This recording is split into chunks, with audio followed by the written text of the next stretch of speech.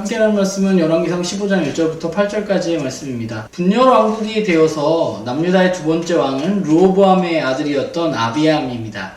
아비야라고도 부르는데요. 르호보암에게는 사실 18명의 아내와 60명의 아들이 있었는데 그 중에 르호보암은 압살롬의 딸이었던 마아가를 굉장히 사랑했다고 역대하 본문을 보면 기록되어져 있습니다. 아마도 그 사랑 때문에 아비암이 르호보암을 이어서 왕이 된 것으로 보입니다. 사실 남유다의 왕들에 대한 기록은 역대기에 조금 더 자세하게 기록되어져 있는 경우가 많습니다. 그런데 열왕기서는 역대기에 비해서 왕들의 업적을 중요하게 여기는 것이 아니라 오직 하나님과의 관계에 대해서 집중해서 왕들을 평가하고 있다는 것이 특징이라고 할 수 있습니다. 오늘 아비암의 경우도 마찬가지예요. 아비암의 경우에 아버지 르호보암을 따라서 그가 죄를 행했다고 오늘 본문은 말하고 있습니다. 하나님 다윗과의 약속을 중요하게 여기시고 또 그 약속을 지키시는 분이라는 사실을 드러내주고 있는데 하나님 그럼 다윗을 그렇게 사랑한 이유는 그것은 다윗이 완전했기 때문이 분명히 아닙니다. 오늘 말씀에 기록하고 있듯이 다윗은 우리아의 아내 즉 밧세바를 취하는 과정에서 하나님께 죄를 저질렀습니다. 하나님의 말씀이 아니라 자신의 욕망을 따라서 그는 행동했습니다.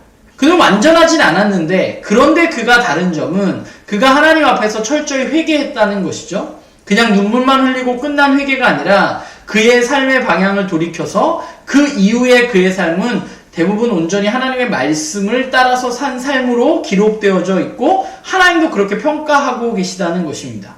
그런데 문제는 그의 손자인 르호보암이나 그의 증손자인 아비암은 다윗과 같지 않았다는 것이죠. 그들은 하나님의 말씀을 따르지 않았습니다. 사실 북이스라엘의 여로보암과 계속해서 전쟁을 했다는 그 이야기도 우리가 그런 의미에서 바라볼 수 있을 것 같은데 여로보암을 왕으로 세우신 분은 분명히 하나님이십니다. 그렇기 때문에 남유다의 왕들이 집중해야 될 것, 르호보암이나 아비암이 집중해야 될 것은 북쪽에 있는 여로보암과 싸우는 일이 아니라 남쪽에 있는 자신의 백성을 어떻게 돌볼 것이냐 하는 것이었겠죠. 그런데 그들은 그것보다 북쪽의 여로보암이 신경 쓰였기 때문에 그 여로보암과 지속적으로 불편한 관계, 또 전쟁을 하는 관계에 놓이게 되었다는 것입니다. 이것은 그들이 하나님 말씀 안에 있지 않았다는 것을 보여주는 아주 단적인 예시라고도 할 수 있습니다. 오늘 말씀을 보면서 그런 생각을 해보는데 아비암의 이야기를 하면서 왜 오늘 열왕기서의 저자는 다윗의 이야기를 하고 있는 것일까? 이 글을 읽고 있는 이들에게 도대체 이 저자는 무슨 이야기를 하고 싶었던 것일까? 오늘 말씀에 나온 다윗의 이야기를 살펴보면 다윗이 완벽한 인물이었다고 그는 이야기하지 않습니다. 오히려 다윗이 하나님 앞에 큰 죄를 저질렀다고 말합니다. 그런데 그는 그 죄에서 회개하고 돌이켰다는 것이 중요한 것이죠. 자신의 삶의 방향을 돌이켰다는 것입니다. 하나님은 그 다윗의 회개를 받아주시고 그에게 영원한 왕조를 약속하셨습니다. 심지어 유다의 존속, 예루살렘의 강성함은 다윗으로 인한 것이라고 본문은 이야기하고 있는 것을 보게 됩니다.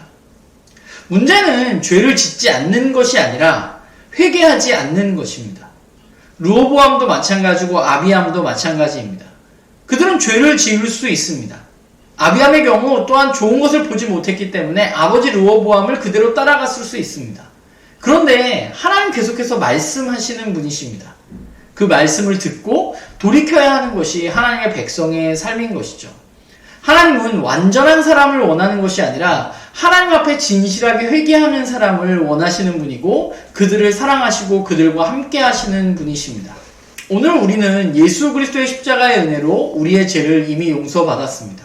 우리의 회개는 그렇기 때문에 내가 눈물을 흘리고 기도했다고 하나님 내 죄를 용서해 주시는 것은 분명히 아니죠. 왜냐하면 우리는 이미 예수 그리스도의 십자가의 은혜로 용서를 받았기 때문입니다. 우리가 하는 회개는 죄를 용서받았음에도 다시 그 죄 앞에 굴복하는 나를 하나님 앞에서 부끄러워하고 나의 삶을 돌이키는 것이라 할 수 있습니다.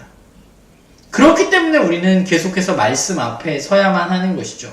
무엇이 문제인지 알아야 돌이킬 수 있고 하나님의 뜻을 알아야 우리의 삶의 방향을 올바로 가져갈 수 있기 때문입니다. 하나님은 계속해서 말씀하시고 우리의 돌이킴을 기다리시는 분이십니다. 그 하나님의 은혜가 사실은 매우 놀랍고 매우 감사한 부분인 것 같아요.